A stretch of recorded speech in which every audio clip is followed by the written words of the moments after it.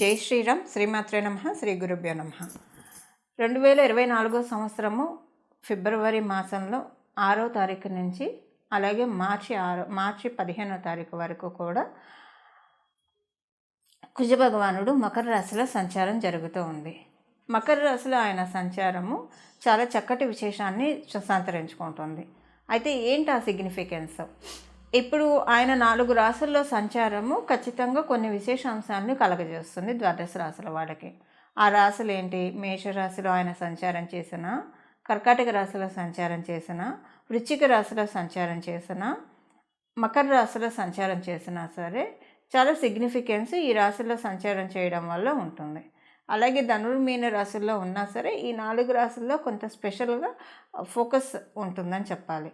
మరీ ప్రత్యేకించి మకర రాశిలో ఆయన సంచారము మిగతా అన్ని రాశుల కంటే కూడా హైలైట్ అని చెప్పాలి. ఎందుకు హైలైట్ అంటే మకర రాశిలో ఆయనకి కొన్ని దృష్టిలు ఉంటాయి. 3 దృష్టిలు ఉంటాయి. నాలుగవ స్థానం మీద దృష్టి పెడతాడు, సప్తమ స్థానం మీద దృష్టి పెడతాడు, అష్టమ స్థానం మీద దృష్టి పెడతాడు. మకర రాశిలో ఇప్పుడు ఆయన ఉండి 4వ స్థానం అంటే మేషరాశి మీద దృష్టి పెట్టాడు. మేషరాశి అంటే ఆయన స్వక్షేత్రము, అంటే ఆయన రాశిని ఆయన చూస్తున్నారు. అలాగే సప్తమ దృష్టితోటి కర్కాటక రాశిని చూస్తూ ఉన్నారు, అష్టమ దృష్టితోటి సింహరాశిని చూస్తూ ఉన్నారు. ఇప్పుడు ఆయన రాశి మీద ఆయన దృష్టి పెట్టడం చాలా మంచిది. అలాగే కాలపురుషుడి కుండలిలోంచి పరిశీలిస్తే ఈయన దశమ స్థానంలో సంచారము. ఎప్పుడైనా సరే మనకి పంచమహాపురుష యోగాలనే 5 మహాపురుష యోగాలు ఉంటాయి. కొన్ని గ్రహాలు ఈ పంచమహాపురుష యోగాన్ని మనకి ప్రసాదిస్తాయి. అవి కేంద్రాల్లో ఉన్న, కోణాల్లో ఉన్న, లగ్నం నుంచి కావచ్చు, చంద్రుడి నుంచి కావచ్చు, వాటిని మనం పంచమహాపురుష యోగాలు అంటాము. ఇప్పుడు మకర రాశిలో ఆయన పంచమహాపురుష యోగాల్లో ఒకటైన రుచిక మహాపురుష యోగాన్ని ప్రసాదిస్తూ ఉన్నాడు. ఈ రుచిక మహాపురుష యోగము చాలా మంచి యోగము. అంటే ధీరత్వాన్ని మనకి కరేజ్ని ఇస్తుంది, లాడ్ ఆఫ్ కరేజ్ ఇస్తుంది, కాలిబర్ని ఇస్తుంది. ఏదైనా పని చేయాలంటే మనకి లోపల నుంచి ఆత్మస్థైర్యం ఒకటి కావాలి. ఆ పని చేయాలంటే మనకు ఒక సెల్ఫ్ డ్రైవ్ ఉండాలి. సెల్ఫ్ డ్రైవ్ ఉంటేనే దేనికి జంకకుండా బొంకకుండా మన పనులు మనం చక్కగా తీసుకొని వెళ్తాము.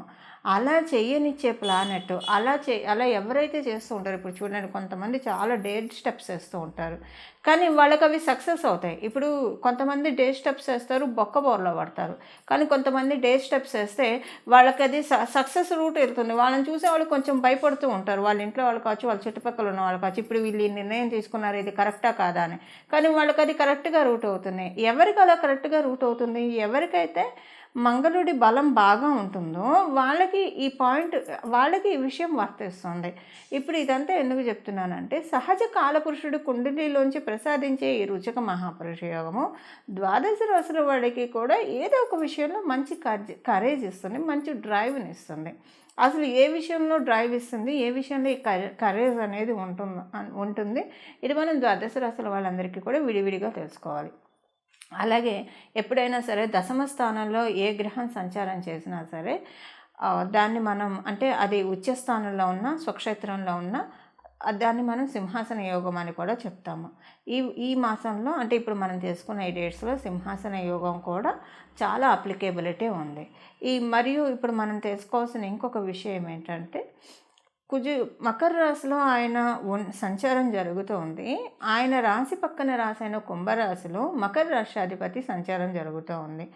అంటే వీళ్ళిద్దరికీ ఒక ఆచ్ఛాదన ఉంది. ఇప్పుడు ఈ పక్క రాశిలో ఉన్న వాళ్ళకి, ఇప్పుడు చూడండి, మీ ఆఫీస్కి మీరు వెళ్ళినప్పుడు మీ పక్కనున్న కొలీగ్ గురించి మీకు ఎంతో కొంత ఐడియా ఉంటుంది. అలాగే మీ గురించి మీ పక్కనున్న కొలీగ్కి ఎంతో కొంత ఐడియా లేకుండా అయితే ఉండదు. సో అలాగనమాట ఈ రాశులలో ఈ గ్రహాలు పక్కన ద్విదాదశ రాశుల్లో ఉండడం అనేది ఇలాంటి ఫలితాన్ని కలుగజేస్తుంది. ఇప్పుడు కుజుడి నుంచి ద్వితీయంలో శనీశ్వరుడు ఉన్నాడు, శనీశ్వరుడి నుంచి వ్యయంలో ద్వాదశంలో కుజ భగవానుడు ఉన్నాడు. సో ఈ గోచర గ్రహస్థితుల రీత్యా కుజ భగవానుడు చాలా ఫైర్తో ఉన్నాడు, చాలా అగ్రెషన్తో ఉన్నాడు. మకర రాశి అంటే ఆయన చాలా హ్యాపీయెస్ట్ మోడ్లో ఉన్నాడు. ఈ హ్యాపీయెస్ట్ మోడ్లో ఉంటూ ద్వాదశ రాశుల వాళ్ళకి ఎలాంటి ఫలితాన్ని ప్రసాదించబోతున్నాడు? డెఫినెట్గా అందరికీ ప్లస్ పాయింట్సే ఉంటాయి. ఆ ప్లస్ పాయింట్స్ ఏంటి, ఏ విషయాల్లో ప్లస్ అనేది టూకీగా మనం ద్వాదశ రాశుల వాళ్ళందరికీ కూడా తెలుసుకుందాము. అలాగే మీ జన్మజాతకంలో రుచిక మహాపురుష యోగంతో మీరు పుట్టి ఉంటే కనుక ఇది మీకు ఇంకా ప్లస్ అవుతుంది, చాలా మంచి ప్లస్ అవుతుంది. లేదా ఇప్పుడు మీకు కనుక కుజమహాదశ జరుగుతూ ఉంటే, అంటే మంగళుడి దశ కనుక మీకు జరుగుతుంటే ఇప్పుడు ఈ ట్రాన్సిట్ నిస్సందేహంగా ఒక ప్లస్ అవుతుంది. దశానదుడు కాకపోయినా అంతర్దశలో అయినా కుజుడు మీకు ఇప్పుడు కుజమహాదశ కుజ అంతర్దశ జరుగుతున్నా ఇది మీకు ప్లస్ అవుతుంది. మీ జన్మజాతకంలో రుచిక మహాపురుష యోగం ఉన్నా ఇది ప్లస్ అవుతుంది. లేదా మీ జన్మజాతకంలో రుచిక మహాపురుష యోగం లేకపోయినా కుజుడు స్ట్రాంగ్గా ఉంటే కూడా మీకు ఇది వర్తిస్తుంది. ఈ యోగం ఇప్పుడు అంటే మిగతా వాళ్ళతో మనం పోలిస్తే కనుక ఇంకా కొంత 3 5 10 ఎక్కువగా మీకు యోగిస్తుందని అర్థము.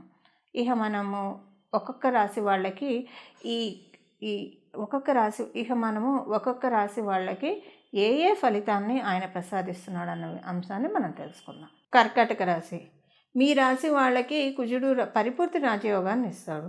మీ రాశి వాళ్ళకి, అలాగే సింహరాశి వాళ్ళకి, అంటే మిగతా గ్రహాలు ఎలా ఉన్నా సరే మీ రాశి వాళ్ళకి కుజుడు పరిపూర్తి, అంటే మిగతా గ్రహాలు ఇవ్వలేకపోయినా ఆయన ఒక్కడే చక్కటి రాజయోగాన్ని ఇచ్చే పొజిషన్లో కుజుడు మీకు ఈ ట్రాన్సిట్లో ఉన్నాడని చెప్పాలి.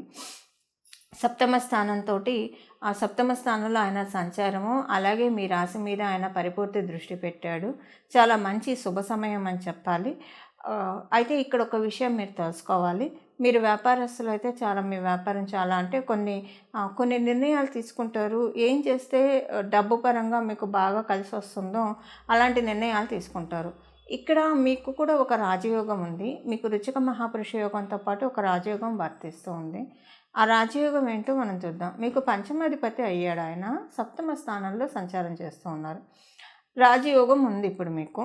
సో అంటే ఈ రాజయోగము ప్రత్యేకించి మీరు ప్రేమ వివాహాలు చేసుకోవాలని ఎవరైనా ప్రేమికులు ప్రయత్నిస్తూ ఉంటే అటు పెద్దలు ఇటు పెద్దల ఆమోదం పొంది ప్రేమ వివాహాలు చేసుకోవడానికి అవకాశం చక్కగా ఉంది. అలాగే వ్యాపారస్తులు కొన్ని మంచి నిర్ణయాలు తీసుకుంటారు. మీకు తెలియకుండానే సడన్గా సడన్ కొన్ని మంచి డెసిషన్స్ తీసుకుంటారు.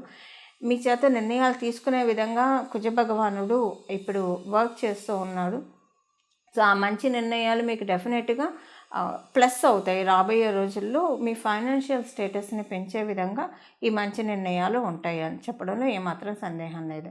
మీరు కనుక ఉద్యోగస్తులైతే ఉద్యోగస్తులకి కూడా ఇదే విషయం వర్తిస్తుంది. కొన్ని మంచి నిర్ణయాలు తీసుకుంటారు. ఈ నిర్ణయాలు మీకు కలిసి వచ్చే విధంగా ఉంటుంది. మీ సంతానానికి చాలా మంచి శుభ సమయము, సంతాన పురోభివృద్ధికి చక్కటి శుభ సమయము, సంతానం కోసం ప్రయత్నించే వాళ్ళకి బాగుంది. మీరు కనుక ప్రెగ్నెంట్ లేడీస్ అయితే మీకు ఏమైనా ఆరోగ్య సమస్యలు ఉంటే ఆరోగ్య సమస్యలు అన్నీ కూడా స్వాంతన పొందడానికి, దాంట్లోంచి బయటికి రావడానికి, బాడీ మెటబాలిజం బాగా పెరగడానికి కూడా అవకాశం చక్కగా ఉంది. మీరు కనుక జిమ్ సెంటర్స్ నడుపుతూ ఉంటే, మీకు యోగా ట్రైనర్ అయితే మీరు మీరు ఈ రంగాల్లో ఉన్నా కూడా మీకు ఈ కుజ భగవానుడు మకర రాశిలో ఉన్న కాలం మీకు చక్కగా మంచి అదృష్టాన్ని కలగజేసే స్థితిలో ఆయన ఉన్నాడు. అంటే ఈ రంగాల్లో ఉన్న వాళ్ళకి ఆ రంగం ఈ రంగం అనేది అందరికీ కూడా, అన్ని రంగాల్లో ఉన్న వాళ్ళకి వయో పరిమితి లేకుండా, లింగభేదం లేకుండా అందరికీ కూడా కుజుడు మంచి ఫలితాన్ని ప్రసాదిస్తూ ఉన్నాడు. మీ జన్మజాతకంలో బాగోకపోతే ఈ ఫలితాలు మీరు 50% చూస్తారు. మీ జన్మజాతకంలో బాగా ఉంటే ఈ ఫలితాలు మీరు 100% చూస్తారు. ఒకవేళ మీకు ఇప్పుడు కనుక కుజ మహర్దశ జరుగుతూ ఉంటే లేదా కుజ అంతర్దశ జరుగుతూ ఉన్నా కూడా చాలా చక్కటి ఫలితాన్ని మీరు చూడటానికి అవకాశం చక్కగా ఉంటుంది. అంటే ఇది మీకు డబల్ బొనాంజా కింద ఇక్కడ మనం కౌంట్ చేయాలి. ఇవి కుజ భగవానుడు మకర రాశిలో ఉంటూ మీకు ప్రసాదించే ఫలితాలు. చూశారు కదండి, మీ రాశి వాళ్ళకి ఏ ఫలితాలు వచ్చాయి, ఏ ఫలితాలని మంగళుడు ప్రసాదిస్తూ ఉన్నాడు. ఈ బలాన్ని పెంచుకోవడానికి ఆయన సహజంగా మకర రాశిలో కాలపురుషుడు కుండలిలోంచి 10వ రాశిలో ఆయన సంచారం చేస్తూ ఉన్నారు. కాబట్టి ఈ వారం అంతా ఈ ట్రాన్సిట్ అంతా కూడా ఆంజనేయ స్వామివారిని ఆరాధించడం చాలా చక్కటి శుభ ఫలితాలు ఇస్తుంది. ఆంజనేయ స్వామివారిని భజే వాయుపుత్రం అనే నామంతో ఆయన ఆలయానికి వెళ్ళి ఆయన ఆలయం చుట్టూ కూడా ఈ నామాన్ని మనసులో అనుకుంటూ ప్రదక్షిణం చేయడం వల్ల చాలా చక్కటి శుభ ఫలితాలు వస్తాయి. ఆయన వాయుపుత్రుడు. శనీశ్వరుడి తత్వం కూడా వాయుతత్వము.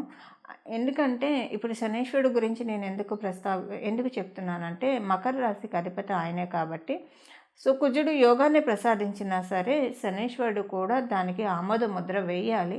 ఆయన ఆమోద ముద్ర వేయాలంటే ఆయన తత్వంతో మనం హనుమంతుడిని పూజించాలి. ఆయన తత్వం వాయుతత్వం కాబట్టి హనుమంతుడిని భజే వాయుపుత్రం, భజే వాయుపుత్రం, భజే వాయుపుత్రం అని మీరు మనసులో నిర్విరామంగా కూడా తలుచుకోవచ్చండి. చాలా మంచి శుభ ఫలితాలు ఉంటాయి. అలాగే మీకు ప్రదక్షిణాలు, గుడికి వెళ్ళి ప్రదక్షిణాలు చేసినా కూడా ఈ నామంతో చాలా చక్కటి శుభ ఫలితాలు వస్తాయి. రోజు కనీసం వీలుంటే కనుక 3 సార్లు హనుమాన్ చాలీసా చదువుకోండి, చాలా మంచిది. హనుమాన్ చాలీసా చాలా సన్మంగళాన్ని మన జీవితంలో నిస్సందేహంగా తెచ్చిపెడుతుంది. చాలామంది దిష్టి దోషాలు, నరదిష్టి, నరపీడ, గ్రహపీడ ఇలాంటివి అంటూ ఉంటారు. ఇలాంటి వాటన్నిటిలోంచి మనల్ని గట్టెక్కించే సులభమైన చాలీసా ఏదైనా ఉందంటే అది నిస్సందేహంగా హనుమాన్ చాలీసా. ఎందుకంటే ఆయన తోకతోటి జాడించి కొడతాడు. దుష్ట శకునాల్ని కావచ్చు, దుస్వప్నాల్ని కావచ్చు, నరదిష్టిని కావచ్చు, గ్రహపీడని కావచ్చు, ఆయన తోకతోటి కొడతాడు. కాబట్టి అవేవి కూడా మన దరికి రాకుండా ప్రొటెక్ట్ చేస్తూ ఉంటాడు. అంటే మనం హనుమంతుడి యొక్క ప్రొటెక్షన్లో ఉంటాము. ఇది ప్రతిరోజు కూడా 3 సార్లు చదువుకుంటే మంచిది హనుమాన్ చాలీసా. ఇప్పుడు ప్రత్యేకించి మీరు ఎలాగోలా టైం చూసుకొని 3 సార్లు అంటే మ్యాక్సిమము అంటే బాగా ఫ్లూయెంట్గా వచ్చిన వాళ్ళకైతే కనుక ఒక 8 మినిట్స్ అలా సరిపోతుంది. రాని వాళ్ళకైతే మేబీ ఒక 15 నుంచి 20 నిమిషాలు పడుతుంది. ఒక రోజులో 15 నుంచి 20 నిమిషాలు మన కోసం మనం కేటాయించుకోవాలి. మన కోసం మనం కేటాయించుకోవడం అంటే భగవంతుడి ప్రార్థనకి కేటాయించాలి. ఇలా హనుమంతుడికి మీరు ఇప్పుడు కనుక ప్రార్థన చేస్తే మళ్ళీ వచ్చే సంవత్సరం వరకు కూడా నరదిష్టి, నరపీడ ఇలాంటివి ఏం లేకుండా కాపాడబట్టడానికి చాలా చక్కటి అవకాశం ఉంటుంది. మంగళం. నమో భగవతే వాసుదేవాయ.